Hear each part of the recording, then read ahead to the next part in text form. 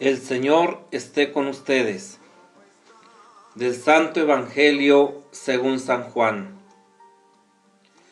En aquel tiempo Jesús dijo a los que habían creído en Él: si se mantienen fieles a mi palabra, serán verdaderamente discípulos míos.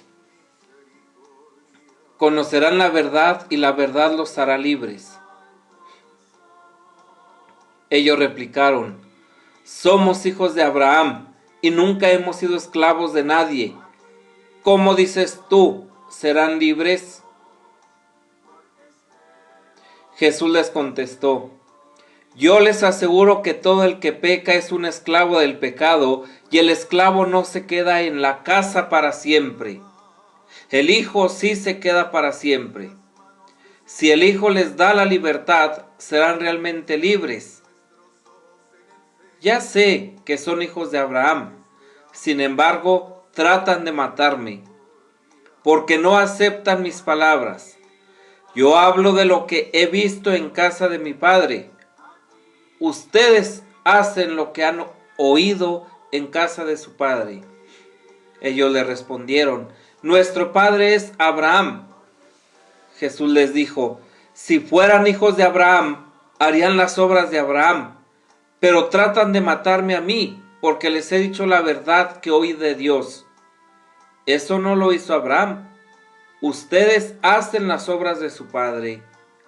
Le respondieron: nosotros no somos hijos de prostitución. No tenemos más padre que a Dios. Jesús les dijo entonces: si Dios fuera su padre, me amarían a mí, porque yo salí de Dios y vengo de Dios. No he venido por mi cuenta, sino enviado por Él. Palabra del Señor. Gloria a ti, Señor Jesús. Homilía para el quinto miércoles de Cuaresma. Si el Hijo les da la libertad, serán realmente libres. Primera lectura: Dios mandó a su ángel para liberar a sus siervos. Del libro del profeta Daniel, capítulo 3, 14 al 20, 49, 50, 91 al 92 y 95. El conocido episodio de los tres jóvenes hebreos ilesos en el horno ardiente contrapone la fe en el único Dios Yahvé a los ídolos del politeísmo, ya sea el babilonio del tiempo del rey Nabucodonosor o el judaico a lo largo de la persecución de Antíoco IV Epífanes, que había erigido una estatua a Zeus Olimpo, precisamente en el altar del templo de Jerusalén. Los versos 17 y siguientes constituyen el punto culminante de la narración, escrito para edificar y consolar a los perseguidos por el nombre de Dios. Es válido para todas las épocas. Yahvé es el Dios de la vida, y servirle es optar por la verdadera vida, aun cuando ello conlleve sufrimiento o incluso el martirio. Este testimonio hace perfectamente válida la fe de los que ponen toda su confianza en Dios, y es el mejor modo de hacerlo conocer y reconocer por los mismos perseguidores. Las narraciones discurren con profusión de detalles pintorescos, a pesar de ser trágicas. Confiere solemnidad al relato, exaltando la superioridad de Yahvé. Aun cuando falte totalmente el culto, Yahvé es y será indiscutiblemente el único Dios. Sí, Yahvé es y será indiscutiblemente el único Dios, ante el cual es vanidad aún la más grandiosa pompa de los cultos idolátricos.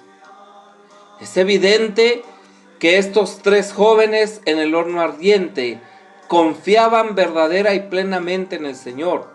Su libertad los condujo a pasearse en medio de las llamas, en medio del fuego, y su fe y su confianza en Dios, su adoración al único Dios verdadero, los libró, los salvó y les dio la libertad. Pero claro, este Dios verdadero, este Dios que es amor, este Dios que libra, que protege, que da la libertad, que sana y que cuida, hoy lo vemos sumamente ofendido en Jesús de Nazaret. Incluso le llegan a llamar hijo de prostitución.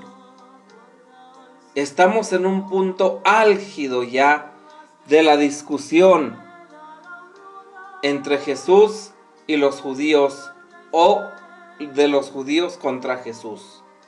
Por eso, hablando a los judíos que se vanagloriaban de ser descendientes de Abraham y por consiguiente libres,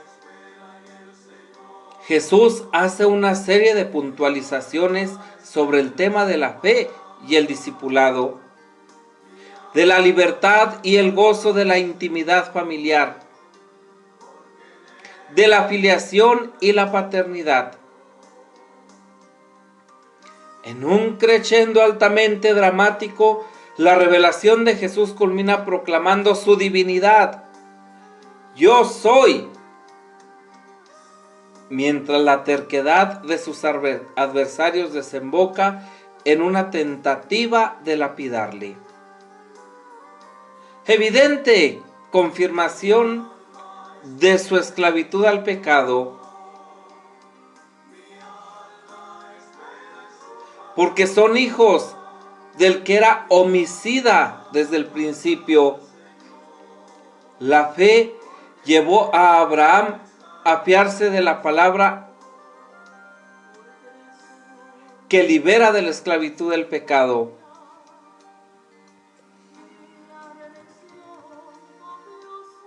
La fe en el Hijo debe llevar a los discípulos a permanecer en Él. Palabra de Padre, como hijos libres que permanecen siempre en la casa paterna. Quien obra de otro modo manifiesta inequívocamente tener otro origen, intenciones perversas y esclavitud, aunque lo ignore o no quiera admitirlo. Cuando el Señor ya no es una idea abstracta, sino se ha convertido en vida de nuestra vida, entonces se experimenta la libertad cristiana. ¿Es por ello la vida más fácil? No, claro que no, ni hablar. Como esencia de esa pertenencia a Cristo, en relación personal con Él, en la fe y el amor, aparecen exigencias hasta entonces insospechadas, que crean nuevos vínculos, pero no esclavizan, sino más bien dilatan el corazón para correr por el camino de los divinos mandamientos. Nos llamamos cristianos, como los judíos se vanagloriaban de ser hijos de Abraham, por ser fieles a ciertas observancias. Pero esto no basta para ser de nosotros hijos de Dios, hijos de la iglesia. Ser hijos significa ante todo ser libres. Solo Jesús, el Hijo, nos revela lo que es la verdadera libertad. Una total renuncia a sí mismos para afirmar al otro, a los otros. El pecado, por el contrario, es el polo opuesto. Todo lo refiere a uno mismo y a poner el propio yo como centro del universo. Esta es la esclavitud de la que nos habla Jesús. Se puede ser esclavo y querer seguir siendo, aunque se tengan siempre en la boca las palabras libertad y liberación. Y es que no podemos liberarnos solos, sino que es preciso ser liberados. Esto acontece cuando abrimos el corazón a la palabra, presencia de Cristo en nosotros y a su poder salvador. Él puede convertirnos apartándonos de la idolatría y de nosotros mismos para guiarnos a la libertad del amor.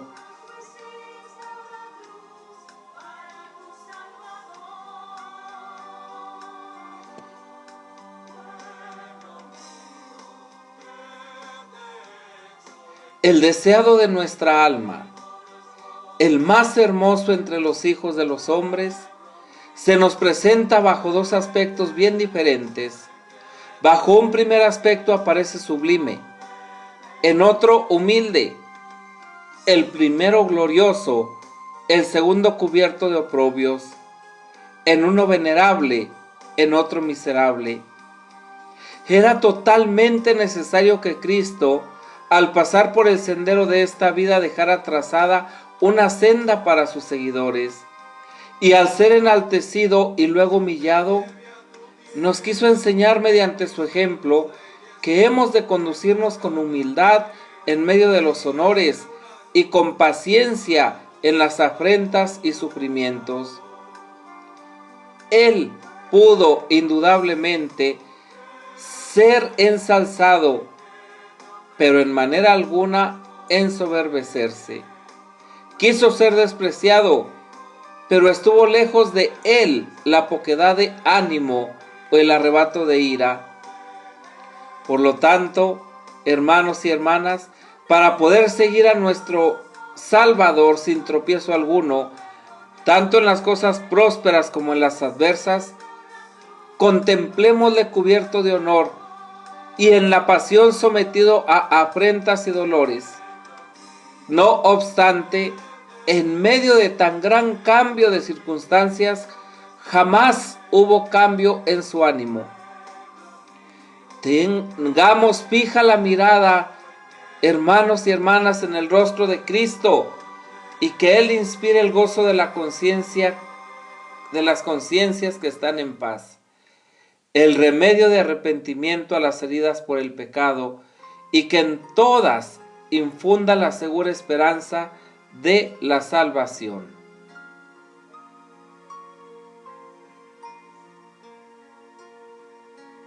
Pidámosle al Señor, por la intercesión de la Santísima Virgen María, que nos conceda la gracia de continuar avanzando presurosos por este camino cuaresmal, que estamos ya casi en su recta final, para que podamos llegar verdaderamente reconciliados, liberados a la fiesta gozosa de la Pascua. Paz y bien.